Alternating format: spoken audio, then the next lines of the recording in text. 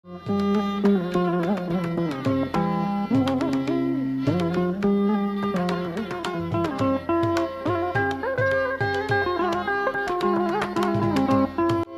ಗುರುಭ್ಯೋ ನಮಃ.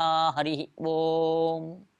ಕಾಂತಾಯ ಕಲ್ಯಾಣ ಗುಣೈಕಧಾಮ್ನೆ ನವದ್ಯೋನಾಥ ಪ್ರತಿಮ ಪ್ರಭಾಯ ನಾರಾಯಣಾಯ ಅಖಿಲ ಕಾರಣಾಯ ಶ್ರೀ ಪ್ರಾಣನಾಥಾಯ ನಮಸ್ಕರೋಮಿ.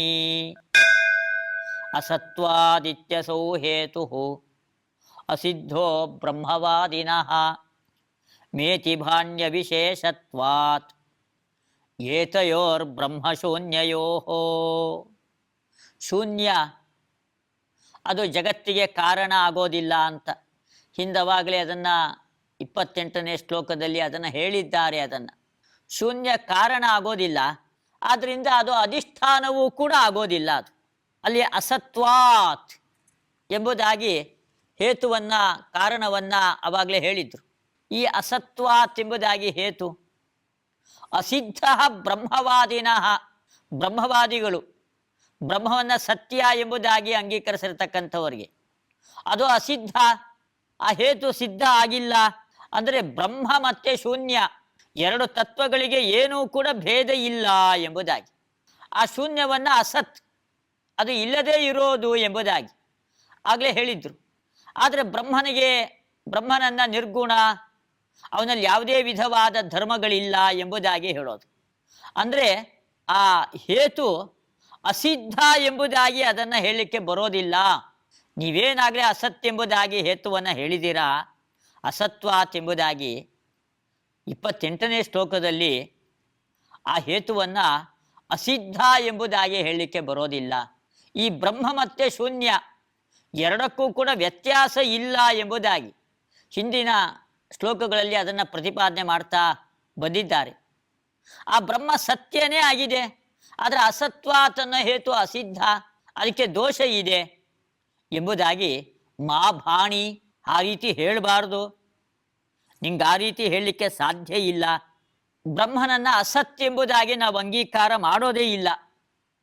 ಬ್ರಹ್ಮನನ್ನು ಸತ್ಯ ಎಂಬುದಾಗಿಯೇ ನಾವು ಅಂಗೀಕಾರ ಮಾಡ್ತೀವಿ. ಆದ್ದರಿಂದ ಈ ರೀತಿ ಎರಡು ಮತದಲ್ಲೂ ಕೂಡ ವೈಲಕ್ಷಣ್ಯ ಇದೆ ಅಂತ ಹೇಳಲಿಕ್ಕೆ ಸಾಧ್ಯ ಇಲ್ಲ ಅಂತ ಹೇಳಿ, ಸೋಂಗೀಕರೋತಿ ಚೇತ್ ಸತ್ವಂ ಬ್ರಹ್ಮಣ ಸ್ಯಾದ್ ವಿಶೇಷಿತ ನ ಚೇತ್ ಪ್ರಾಪ್ತಂ ಪಾರಿಶೇಷ್ಯಾತ್ ಅಸತ್ವಂ ನ ನಿರಸ್ಯತು. ಹಾಗಾದರೆ ಪರಬ್ರಹ್ಮನನ್ನು ಸತ್ ಅಂತ ಅಂಗೀಕಾರ ಮಾಡಿದರೆ, ಬ್ರಹ್ಮ ಸತ್ಯ ಅಂತ ಅಂಗೀಕಾರ ಮಾಡಿದರೆ, ಆವಾಗ ಬ್ರಹ್ಮನಲ್ಲಿ ಧರ್ಮ ಬಂದಂತೆ ಆಯಿತು, ಅವನಲ್ಲಿ ಸತ್ಯತ್ವ ಅನ್ನೋ ಧರ್ಮವನ್ನು ಅಂಗೀಕಾರ ಮಾಡಿದಂತೆ ಆಯಿತು. ಅಂಗೀಕಾರ ಮಾಡಿದರೆ ಬ್ರಹ್ಮ ನಿರ್ಧರ್ಮಿಕ ಎಂಬ ಸಿದ್ಧಾಂತಕ್ಕೆ ಭಂಗ ಬಂದ್ಬಿಡತ್ತೆ. ಆದರೆ ಬ್ರಹ್ಮನನ್ನು ಅಸತ್, ಬ್ರಹ್ಮನಲ್ಲಿ ಸತ್ಯತ್ವ ಇಲ್ಲ ಎಂಬುದಾಗಿಯೇ ಹೇಳಬೇಕು. ಆವಾಗ ಶೂನ್ಯಕ್ಕೂ ಬ್ರಹ್ಮನಿಗೂ ಕೂಡ ವ್ಯತ್ಯಾಸ ಇಲ್ಲ ಅಂತ ಆಗಿಬಿಡತ್ತೆ. ಸತ್ವಂ ಚೇತ್ ಬ್ರಹ್ಮಣಃ ವಿಶೇಷಿತ, ಅವನಲ್ಲಿ ಧರ್ಮವನ್ನು, ಸತ್ಯತ್ವ ಧರ್ಮವನ್ನು ಅಂಗೀಕಾರ ಮಾಡದಂತೆ ಆಗ್ಬಿಡತ್ತೆ. ನಚೇತ್ ಇಲ್ಲ ಅಂತಾದರೆ ಅವಾಗ ಅಸತ್ವಂ ಪ್ರಾಪ್ತಂ, ಅವಾಗ ಬ್ರಹ್ಮನಿಗೆ ಅಸತ್ವ ಪ್ರಾಪ್ತವಾಯಿತು, ಬ್ರಹ್ಮನನ್ನು ಅಸತ್ ಎಂಬುದಾಗಿ ಹೇಳಿದಂತೆ ಆಗ್ಬಿಡತ್ತೆ.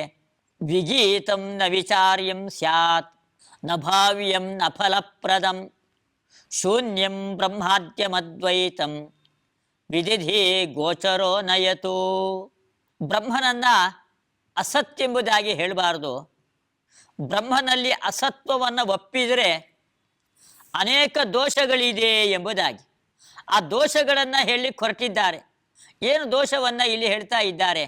ಆ ಪರಮಾತ್ಮ ಜಗತ್ಕಾರಣನಾದ ವ್ಯಕ್ತಿ, ಅವನು ವಿಧಿ ಬುದ್ಧಿಗೆ ವಿಷಯನಾಗುತ್ತಾನೆ. ವಿಧಿದಿ ಗೋಚರ ಅಲ್ಲ ಎಂಬುದಾಗಿ ಹೇಳೋದು.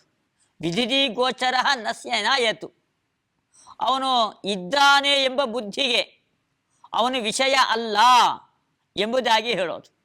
ಆವಾಗ ಈ ಸತ್ ಮತ್ತು ಅಸತ್ ಎಂಬುದಾಗಿ ವಿವಾದಕ್ಕೆ ವಿಷಯವಾಗಿರ್ತಕ್ಕಂತಹ ಶೂನ್ಯ ಎಂಬುದಾಗಿ ಹೇಳ್ತಕ್ಕಂಥವರು ಶೂನ್ಯವಾದಿಗಳು.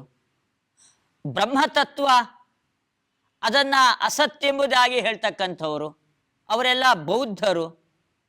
ಹೀಗೆ ಅದು ಶ್ರವಣ ಮನನಾದಿಗಳು ಅದರ ಬಗ್ಗೆ ಮಾಡಬೇಕು ಎಂಬುದಾಗಿ.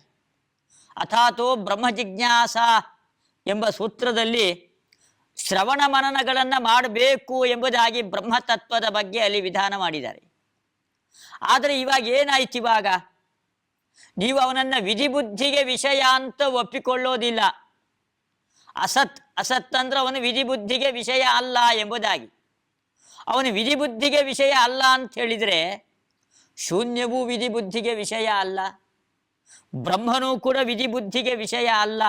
ಈ ರೀತಿ ಹೇಳಿದಾಗ ಅದರ ಬಗ್ಗೆ ಜಿಜ್ಞಾಸೆಯನ್ನು ವಿಚಾರವನ್ನು ಮಾಡಲಿಕ್ಕಾದರೂ ಹೆಂಗೆ ಸಾಧ್ಯ? ಅದರ ಬಗ್ಗೆ ಶ್ರವಣ ಮನನಗಳನ್ನಾದರೂ ಕೂಡ ಮಾಡಲಿಕ್ಕೆ ಹೇಗೆ ಸಾಧ್ಯ? ಅದರ ಬಗ್ಗೆ ವಿಧದಿ ಗೋಚರೋ ನಯತು, ಅದು ವಿಧಿಬುದ್ಧಿಗೆ ವಿಷಯ ಅಲ್ಲ ಅಂತ ಹೇಳಿದರೆ ಅದರ ಬಗ್ಗೆ ಶ್ರವಣ ಮನನ ರೂಪವಾದ ವಿಚಾರವನ್ನು ಮಾಡಲಿಕ್ಕೆ ಸಾಧ್ಯವೇ ಇಲ್ಲ. ಉಪಾಸನೆಯನ್ನೇ ಮಾಡಲಿಕ್ಕಾಗೋದಿಲ್ಲ. ಉಪಾಸನೆಯೇ ಇಲ್ಲ ಅಂತಾದರೆ ಅದು ಪರಮಪುರುಷಾರ್ಥವಾದ ಮೋಕ್ಷವನ್ನಾದರೂ ಕೂಡ ಬ್ರಹ್ಮತತ್ವ ಅದು ಕೊಡಲಿಕ್ಕೆ ಹೆಂಗೆ ಸಾಧ್ಯ? ಅದು ಉಪಾಸನೆ ಇಲ್ಲ ಅಂತಾದರೆ ಅದರಿಂದ ಮೋಕ್ಷವೇ ಉಂಟಾಗೋದಿಲ್ಲ. ಅದರಿಂದ ಆ ಬ್ರಹ್ಮನನ್ನು ಒಪ್ಪಿಕೊಂಡು ಕೂಡ ಪ್ರಯೋಜನ ಇಲ್ಲ ಅಂತ ಆಗಿಬಿಡತ್ತೆ ಅಂತ ಒಂದು ದೋಷವನ್ನು ಅದರ ಬಗ್ಗೆ ಇಲ್ಲಿ ಹೇಳಿ, ಕಪುಷ್ಪವತ ಖಂಡತ್ವಾತ್ ವ್ಯತಿರಿಕ್ತಂ ನಿದರ್ಶನಂ ಪ್ರಮಾಣವತ್ ಪ್ರಮಾಣಾದಿವದಿತ್ತೇವಂ ಊಹನೀಯಂ ಯಥೇಪ್ಸಿತಂ. ಬ್ರಹ್ಮತತ್ವದ ಬಗ್ಗೆ ವಿಚಾರ ವಿಮರ್ಶೆಯೇ ಕೂಡೋದಿಲ್ಲ. ಹೇಗೆ? ಒಂದು ದೃಷ್ಟಾಂತವನ್ನು ಕೊಡ್ರಿ ಅಂತ ಹೇಳಿದರೆ ಕಪುಷ್ಪವತು ಅಖಂಡತ್ವಾತ್ ಅಂತ ಹೇಳ್ತಾ ಇದ್ದಾರೆ. ಕಪುಷ್ಪ ಆಕಾಶ ಕುಸುಮ, ಗಗನ ಕುಸುಮ ಅದಿಲ್ಲೇ ಇಲ್ಲ. ಆ ಗಗನ ಕುಸುಮ ಇಲ್ಲೇ ಇಲ್ಲ. ಅದರ ಬಗ್ಗೆ ನೀವೇನಾದರೂ ಕೂಡ ವಿಚಾರವನ್ನು ಮಾಡಲಿಕ್ಕಾಗತ್ತಾ? ಅದರಲ್ಲಿ ಭಾರಿ ಪರಿಮಳ ಇದೆ, ಅದು ಒಳ್ಳೆ ಕೆಂಪಗೆ ಸುಂದರವಾಗಿದೆ, ಭಾರಿ ಮೃದುವಾಗಿದೆ. ಆಕಾಶ ಕುಸುಮದ ಬಗ್ಗೆ ನೀವೇನು ವಿಚಾರವನ್ನು ಮಾಡಲಿಕ್ಕೆ ಸಾಧ್ಯ ಇಲ್ಲ. ಯಾಕೆ ಅಂದರೆ ಆ ವಸ್ತುವೇ ಇಲ್ಲ. ಅದರಂತೆ ಈ ಬ್ರಹ್ಮನೂ ಕೂಡ ಅವನು ಕೂಡ ಆಕಾಶ ಕುಸುಮದಂತೆ ಅವನು ಇಲ್ಲೇ ಇಲ್ಲ. ಅವನು ಯಾಕೆ? ಅಸತ್ಯ ಎಂಬುದಾಗಿ ಹೇಳಿದ್ರಲ್ಲ, ಅವನಲ್ಲಿ ಸತ್ಯತ್ವ ಅನ್ನೋ ಧರ್ಮ ಇಲ್ಲ ಅಂದರೆ ಅವನು ಸತ್ಯ ಅಲ್ಲ ಅಂತ ಹೇಳ್ದಂಗಾಯಿತು. ಹಂಗಾರೆ ಅಸತ್, ಅವನು ಗಗನ ಕುಸುಮದಂತೆ, ಅವನ ಬಗ್ಗೆಯೂ ಕೂಡ ವಿಚಾರ ಕೂಡೋದಿಲ್ಲ. ಆದರೆ ನಿಮ್ಮ ಬ್ರಹ್ಮನಿಗೆ ದೃಷ್ಟಾಂತ ಯಾವುದು ಅಂತ ಹೇಳಿದರೆ ಗಗನ ಕುಸುಮವೇ ದೃಷ್ಟಾಂತ ಅಂತ ತುಂಬ ಹಾಸ್ಯಮಯವಾಗಿ ಪಂಡಿತಾಚಾರ್ಯರು ಹೇಳ್ತಾ ಇದ್ದಾರೆ. ಆಮ್ನಾಯಾನಾಂ ಅಮಾನತ್ವೇ ಧರ್ಮಾದೇರ ಪ್ರಮಾಣತ ಧರ್ಮಾದ್ಯಭಾವೇ ನೋಮಾನಂ ಪ್ರತ್ಯಕ್ಷೈಕ ಪ್ರಮಾಣಿನಃ. ಭಗವಂತ ಅನಂತ ಗುಣಗಳಿಂದ ಪರಿಪೂರ್ಣನಾಗಿದ್ದಾನೆ. ಈ ವಿಷಯದಲ್ಲಿ ಯಾವುದು ಪ್ರಮಾಣ ಅಂತ ಕೇಳಿದರೆ ವೇದಗಳೇ ಪ್ರಮಾಣ ಎಂಬುದಾಗಿ ಹಿಂದೆ ಹೇಳಿದ್ರು. ನಾರಾಯಣೋ ಅನಂತ ಗುಣ ಬ್ರಹ್ಮಾಖ್ಯೋ ವೇದವೇದಿತಃ ವಿಶ್ವಕರ್ತ ಅಂತ ಹೀಗೆಲ್ಲ ವೇದಗಳೇ ಹೀಗಂತ ಹೇಳ್ತಾ ಇದೆ. ವೇದವೇದಿತಃ, ವೇದಗಳೇ ಪರಮಾತ್ಮನನ್ನ ಜಗಜ್ಜನ್ಮಾದಿ ಕಾರಣ, ಅನಂತವಾದ ಗುಣಗಳಿಂದ ಪರಿಪೂರ್ಣನಾಗಿದ್ದಾನೆ, ಆದ್ದರಿಂದಲೇ ಅವನ್ನ ಬ್ರಹ್ಮ ಅನ್ನೋ ಶಬ್ದದಿಂದ ಕರೀತಾರೆ ಅಂತ ಹೀಗೆಲ್ಲ ವೇದಗಳೇ ವಿಷಯದಲ್ಲಿ ಪ್ರಮಾಣ ಅಂತ ಹಿಂದೆ ಹೇಳಿದ್ರು. ಆದರೆ ಆಮ್ನಾಯಾನಾಂ ಅಮಾನತ್ವೇ, ವೇದಗಳು ಪರಮ ಪ್ರಮಾಣ ಆಗಿದೆ, ಇಲ್ಲ ಅವುಗಳು ಪ್ರಮಾಣ ಅಲ್ಲ ಅಂತ ಹೇಳಿಬಿಟ್ರೆ ಅವಾಗ ಧರ್ಮಾದೇಹೇ ಅಪ್ರಮಾಣತ, ಧರ್ಮ ಅಧರ್ಮ ಪುಣ್ಯ ಪಾಪ ಯಾವುದೂ ಇಲ್ಲ ಅಂತ ಆಗಿಬಿಡತ್ತೆ. ಯಾಕೆಂದ್ರೆ ಅತೀಂದ್ರಿಯವಾದ ವಿಷಯಗಳಲ್ಲಿ ಧರ್ಮ, ದೇವರು, ಪುಣ್ಯ, ಪಾಪ ಇವುಗಳಲ್ಲಿ ಪ್ರತ್ಯಕ್ಷವನ್ನ ಪ್ರಮಾಣವನ್ನ ಹೇಳಲಿಕ್ಕೆ ಸಾಧ್ಯ ಇಲ್ಲ. ಅದು ಅತೀಂದ್ರಿಯ, ಇಂದ್ರಿಯಗಳಿಗೆ ಅವುಗಳು ಗೋಚರವೇ ಅಲ್ಲ. ಹಾಗಾದ್ರೆ ಪ್ರಮಾಣ ಹೇಳೋದಾದರೆ ಯಾವುದನ್ನು ಹೇಳಬೇಕು? ವೇದವನ್ನು ಮಾತ್ರ ಪ್ರಮಾಣ ಎಂಬುದಾಗಿ ಹೇಳಬೇಕು. ಆದ್ರಿಂದಾಗೇನೆ ಭಗವಂತನ ಅನಂತ ಗುಣ ಪರಿಪೂರ್ಣತ್ವ ಜಗಜ್ಜನ್ಮಾದಿ ಕಾರಣತ್ವಗಳ ವಿಷಯದಲ್ಲಿ ವೇದವನ್ನೇ ಪ್ರಮಾಣವನ್ನಾಗಿ ಆಚಾರ್ಯರು ಉದಾಹರಿಸಿದರು. ಆದರೆ ಇವಾಗ ವೇದಗಳೇ ಪ್ರಮಾಣ ಅಲ್ಲ ಅಂತ ಹೇಳ್ಬಿಟ್ರೆ ಅವಾಗ ಧರ್ಮ ಧರ್ಮ ಯಾವುದೂ ಸಿದ್ಧವಾಗೋದಿಲ್ಲ. ಅದೆಲ್ಲವೂ ಕೂಡ ಅಪ್ರಮಾಣ ಅಂತ ಆಗಿಬಿಡತ್ತೆ. ಜನರಿಗೆ ಸ್ವೇಚ್ಛಾಚಾರಕ್ಕೆ ಅವಕಾಶವನ್ನ ಕಲ್ಪಿಸಿಕೊಟ್ಟಂತೆ ಆಗಿಬಿಡತ್ತೆ. ಹೀಗೆ ಚಾರ್ವಾಕರ ವಾದ ಇದೆ, ವೇದಗಳು ಪ್ರಮಾಣವೇ ಅಲ್ಲ ಎಂಬುದಾಗಿ. ಯಾಕೆ? ಪ್ರತ್ಯಕ್ಷೈಕ ಪ್ರಮಾಣಿನಃ, ಪ್ರತ್ಯಕ್ಷವನ್ನ ಮಾತ್ರ ಪ್ರಮಾಣ ಎಂಬುದಾಗಿ ಅಂಗೀಕಾರ ಮಾಡೋರು, ಅವ್ರು ಬೇರೆ ಯಾವುದನ್ನು ಕೂಡ ಪ್ರಮಾಣ ಅಂತ ಅಂಗೀಕಾರ ಮಾಡೋದಿಲ್ಲ. ಹಾಗಾದ್ರೆ ಅವ್ರಿಗೂ ನಾವೊಂದು ಪ್ರಶ್ನೆ ಕೇಳಬೇಕು. ನಿಮಗೆ ಪ್ರತ್ಯಕ್ಷ ಮಾತ್ರ ಪ್ರಮಾಣ, ಪಂಚಭೂತಗಳಲ್ಲಿ ಪೃಥ್ವಿ, ಜಲ, ತೇಜಸ್ಸು, ವಾಯು 4 ಮಾತ್ರ ಇದೆ, ಇನ್ಯಾವುದೂ ಇಲ್ಲ ಎಂಬುದಾಗಿ ಹೇಳ್ತಕ್ಕಂಥವ್ರು. ಯಾಕೆ? 4 ಮಾತ್ರ ಪ್ರತ್ಯಕ್ಷ ಗೋಚರ, ಇನ್ಯಾವುದೂ ಕೂಡ ಪ್ರತ್ಯಕ್ಷ ಗೋಚರ ಅಲ್ಲೇ ಅಲ್ಲ, ಅನುಮಾನವು ಪ್ರಮಾಣ ಅಲ್ಲ. ಹಂಗಾರೆ ನಿಮಗೆ ಧರ್ಮಾದಿಗಳ ಸಿದ್ಧಿ ಆಗೋದಿಲ್ಲ ಅಲ್ವಾ? ಧರ್ಮಾದ್ಯಭಾವೇ ನೋಮಾನಂ ಪ್ರತ್ಯಕ್ಷೈಕ ಪ್ರಮಾಣಿನಃ. ಹಂಗಾದ್ರೆ ನಿನಗೆ ಧರ್ಮ ಇಲ್ಲ ಎಂಬುದಾಗಿ ಹೇಳ್ತೀಯಲ್ಲ, ನಿನ್ನ ಶಾಸ್ತ್ರಕ್ಕೆ ಯಾವುದು ವಿಷಯ? ಧರ್ಮಾಭಾವವೇ ವಿಷಯ ಅಲ್ಲ. ಧರ್ಮಾಭಾವವಾದರೂ ಕೂಡ ಯಾವ ಪ್ರಮಾಣದಿಂದ ಸಿದ್ಧ ಆಗಿದೆ? ಆ ಧರ್ಮಾಭಾವದ ವಿಷಯದಲ್ಲೂ ಕೂಡ ನೀನು ಪ್ರಮಾಣವನ್ನ ಹೇಳಲಿಕ್ಕೆ ಬರೋದಿಲ್ಲ. ಯಾಕೆ? ಪ್ರತ್ಯಕ್ಷ ಒಂದೇ ಪ್ರಮಾಣ, ಇನ್ಯಾವುದೂ ಕೂಡ ಪ್ರಮಾಣ ಅಲ್ಲ. ಹಾಗಾದರೆ ಧರ್ಮ ಇಲ್ಲ ಎಂಬುದಾಗಿ ಧರ್ಮದ ಅಭಾವವನ್ನ ನೀನು ಯಾವ ಪ್ರಮಾಣದಿಂದ ಕಂಡುಕೊಂಡಿದ್ಯಾ? ನೀನು ಆಗಮವನ್ನ ಪ್ರಮಾಣ ಅಂತ ಒಪ್ಪೋದಿಲ್ಲ, ಅದನ್ನ ಧರ್ಮಾದಿಗಳ ಅಭಾವವೂ ಕೂಡ ನಿನಗೆ ಸಿದ್ಧವಾಗೋದಿಲ್ಲ ಅಂತ. ಇದು ನಾಸ್ತಿಕರಿಗೆ ಬರತಕ್ಕಂತಹ ದೋಷ. ಇದು ನ ಪೌರುಷೇಯಂ ವಚನಂ ಪ್ರಾಮಾಣ್ಯೇನ ವಿನಿಶ್ಚಿತಂ ಪೌರುಷೇಯತ್ವತೋ ಯದ್ವತು ವಾಕ್ಯ ಉನ್ಮತ್ತ ಭಾಷಿತಂ. ವೇದವನ್ನು ಪ್ರಮಾಣ ಅಂತ ಒಪ್ಪಿಕೊಳ್ಳೇಬೇಕು, ಅದು ಹುಚ್ಚರ ಮಾತು ಎಂಬುದಾಗಿ, ಅದು ಉನ್ಮತ್ತ ಭಾಷಿತಂ ಎಂಬುದಾಗಿ ಹೇಳ್ತಾರೆ. ಉನ್ಮತ್ತ ಭಾಷಿತಂ ಎಂಬುದಾಗಿ. ಯಾಕೆ? ನಿಮಗೆ ಧರ್ಮಾಧರ್ಮಗಳ ಸಿದ್ಧಿ ಆಗ್ಬೇಕಲ್ವಾ? ಧರ್ಮಾಧರ್ಮಗಳ ಬಗ್ಗೆ ಯಾವುದಾದ್ರು ಒಂದು ಪ್ರಮಾಣ ಬೇಕು. ಆ ಪ್ರಮಾಣ ಯಾವುದಾಗಬಹುದು? ಇಲ್ಲ, ಅಪೌರುಷೇಯವಾದ ವೇದ ಬೇಡ. ನ ಪೌರುಷೇಯಂ ವಚನಂ ಪ್ರಾಮಾಣ್ಯೇನ ವಿನಿಶ್ಚಿತಂ.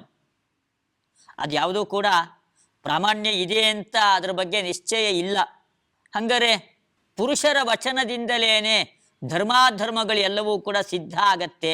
ಧರ್ಮಾದಿಗಳ ಸಿದ್ಧಿಗೋಸ್ಕರವಾಗಿ ಅಪೌರುಷೇಯ ವಚನ ಬೇಡ ಅಂತ ಹೇಳಿದರೆ ಅದಕ್ಕೆ ಅದು ಹುಚ್ಚನ ಮಾತು ಎಂಬುದಾಗಿ. ಉನ್ಮತ್ತ ಭಾಷಿತಂ ಅಂತ ಹೇಳ್ತಾರೆ. ಹುಚ್ಚುತನದಿಂದ ಏನೇನೋ ಮಾತನಾಡ್ತಕ್ಕಂಥದ್ದು. ಯಾಕೆ? ಎಲ್ಲರಲ್ಲೂ ಕೂಡ ಅಜ್ಞಾನ, ಮೋಸ ಮಾಡುವ ಬುದ್ಧಿ, ಇದು ಎಲ್ಲ ಜೀವರಾಶಿಗಳಲ್ಲೂ ಕೂಡ ಸಹಜವಾಗಿರ್ತಕ್ಕಂಥದ್ದು. ಇದು ಎಲ್ಲರಲ್ಲೂ ಕೂಡ ಅಜ್ಞಾನ. ಯಾರು ಏನೋ ಸರ್ವಜ್ಞರಲ್ಲ. ಯಾರೂ ಸರ್ವಜ್ಞರಲ್ಲ ಅಂತ ಆದಮೇಲೆ ಹಂಗಾರೆ ಮನುಷ್ಯರ ಮಾತನ್ನ ಪ್ರಮಾಣ ಅಂತ ಹೇಗೆ ಒಪ್ಪಿಕೊಳ್ಳೋದು? ನಮಗಿದು ಲೋಕದಲ್ಲಿ ಕಂಡು ಬಂದಿರೋದು.